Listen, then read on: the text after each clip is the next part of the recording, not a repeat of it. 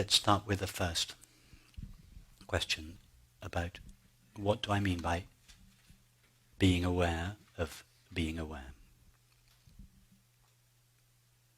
So if I were to ask you the question, are you aware of your thoughts right now? What would you say?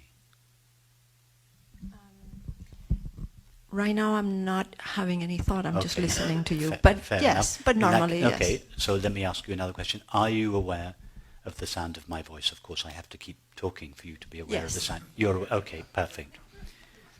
Are you aware of these flowers? Yes, I can see them. Yeah. Are you aware of the sensation at the soles of your feet? Yes. Okay. Are you aware of the trees behind you? No. Turn I around. would have to turn around and... Are you aware of them when you turn around? Yes. Okay. So each time I ask you this question, first, are you aware of my voice? You direct your attention to my voice. And as a result of being aware of my voice, you say yes. Then I ask you about the flowers. You move your attention from my voice to the flowers. I then ask you, are you aware of the sensation at the soles of your feet? You take your attention off the flowers and you, as it were, shine your attention on the tingling at the soles of your feet. And then when I ask you, are you aware of the trees behind you? You have to turn around and you shine your attention in that direction. Yes? Mm-hmm. Am I speaking your experience? Okay, so now, if I were to ask you the question, not are you aware of A, B or C, but simply, are you aware? What would you say? Yeah, I'm here. No, not are you here, are you aware? Yes, I'm aware. Okay. Now, what do you do with your attention to come up with that answer? All the previous questions, every time I asked you, are you aware of this object? You had to shine your attention on that object. And it was only because you shone your attention on that object that you said yes. When I first asked you if you were aware of the trees, you said no. But then you turned around and you shone your attention on the trees. And as a result of that experience, you said yes. Now, I asked you the question, are you aware? You paused and you said yes. What did you do with your attention in that pause? I went in. Where did you go? Something somewhat similar, interesting. Because when you asked me, are you aware of the sensation of your sole of your feet? It was a going in sensation. You go, as it were, inside the body. You go to an experience that seems to be inside, as opposed to the trees which seem to be outside. Yeah. But when you go inside the body, go now inside the body. Close your eyes and explore with your attention the experience of the inside of the body. All that's there is sensation. Yeah? It's just sensation. There's nothing else there apart from sensation. Yes? Right. Now, if you explore your mind, all that you find there are thoughts and images. Yes? Yeah. So where do you go to find the experience of being aware? You don't go into the body. You don't go into the mind. You've already agreed all there is to the body is sensation. All there is to the mind is thought and perception. Yet the experience of being aware is an experience. You don't believe now that you are aware. It is your experience. Yes? Now, yes. Where do you go to find that experience? What do you do with your attention?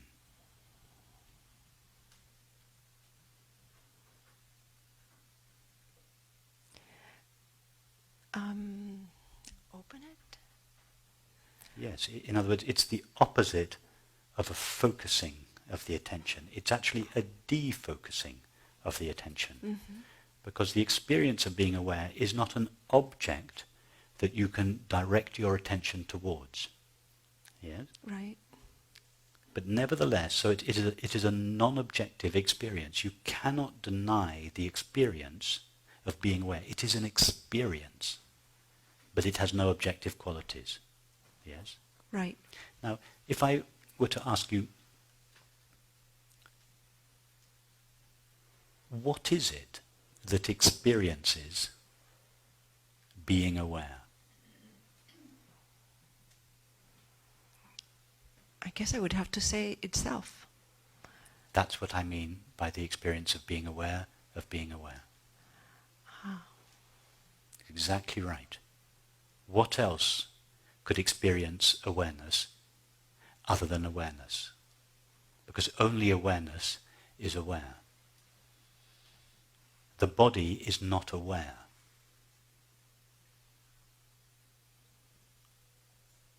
Only awareness is aware.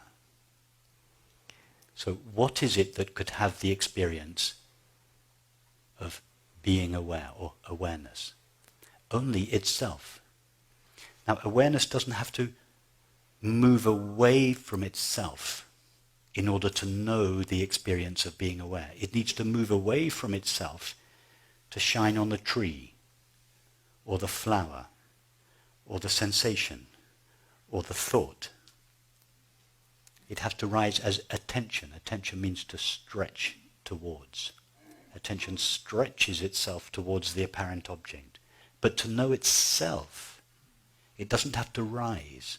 It doesn't have to go anywhere. Attention doesn't need to rise. Attention only needs to rise to know an object. To know itself, awareness need only be itself. So the way to know awareness is simply to be knowingly awareness. And the reason, to go on to your second question, the reason that you feel there is a wall, a blank wall that is covering awareness, it is because you are trying to direct your attention towards it. The closest you can get, attention can get, to attending to awareness is to attend to a blank state. A blank state is an object. So there is a blank state which is a state of the finite mind. And it mimics the true emptiness of awareness. Now we can direct our attention towards a blank state. And this is often misunderstood as meditation. Meditation is not the direction of the attention towards a blank state. It is the sinking of attention into the emptiness of its source. The reason you feel there is this barrier is because you are trying to find awareness with attention. Awareness can never become the object of awareness can never become the object of attention. It is its subject or its source. So it is a relaxation of the attention, not a directing of the attention.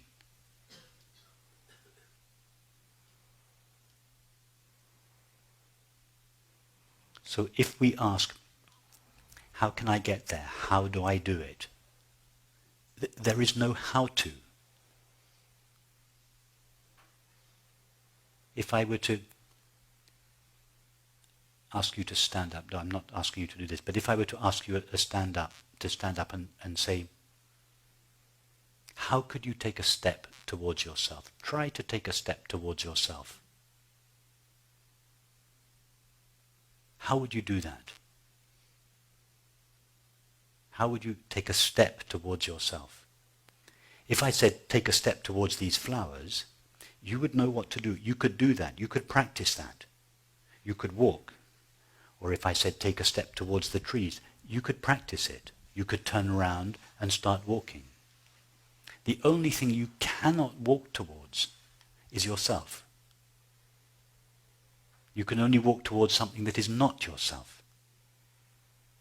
So you, in this metaphor, is awareness. The only thing that awareness can attend to is not itself. And in order to know something that is not itself, it has to rise in the form of attention or mind. Then it directs itself towards the object. But it cannot attend to itself in the same way that you cannot walk towards yourself, because you are already standing in yourself as yourself. Awareness is already standing in itself as itself. There is no how to, because it's already there. There's only a how to go somewhere else. So any practice is a movement away.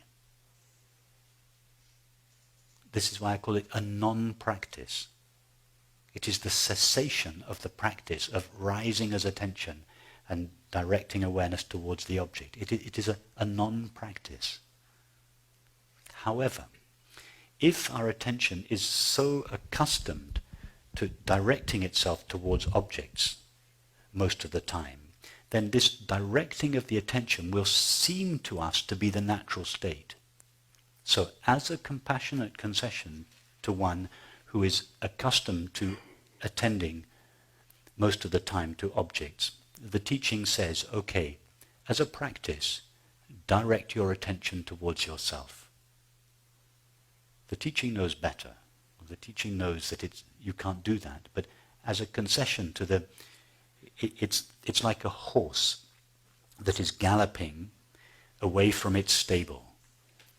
If you want the horse to go back to the stable, you don't just pull on the reins and turn it round. You very slowly turn it round. The horse thinks it's always galloping in the same direction. You turn it round without the horse realizing that it's being turned round. It's just, from its point of view, it's just galloping forwards. It doesn't realize after a while that it's galloping home. So it's a little bit the same. The teaching as a concession to the mind that is habituated to focusing on objects. The teaching says, practice self-inquiry, investigate your true nature, return your attention to its source. These are skillful means. But actually, when awareness is divested of its limitations, awareness realizes not only does it recognize itself, I'm caricaturing awareness now, but it says, oh, I've always been myself. I never truly left myself and became a finite mind. I was never truly limited. I never really left home. This is why in India they say they talk about the illusion of ignorance rather than ignorance. There is no awareness, never has to become a separate self in order to know itself. It never, in fact, ceases to be and know itself alone.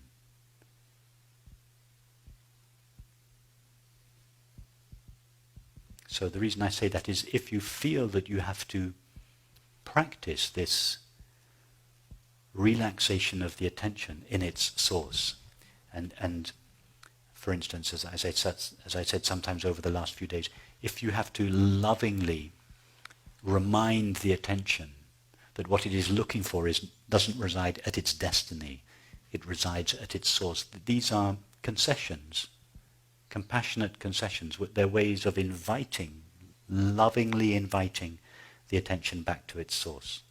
When it gets back to its source, we realize, oh, attention actually never leaves awareness. But until that is clear, it is legitimate to talk about self-inquiry or self-investigation or self-abidance. It seems to be a practice from the point of view of a finite mind.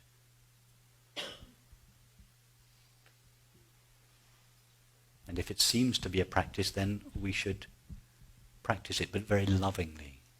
It's not a disciplined practice. It's a loving, think of it more as a loving cooperation. You're working lovingly with your attention, inviting it gently to come back to its home in the heart.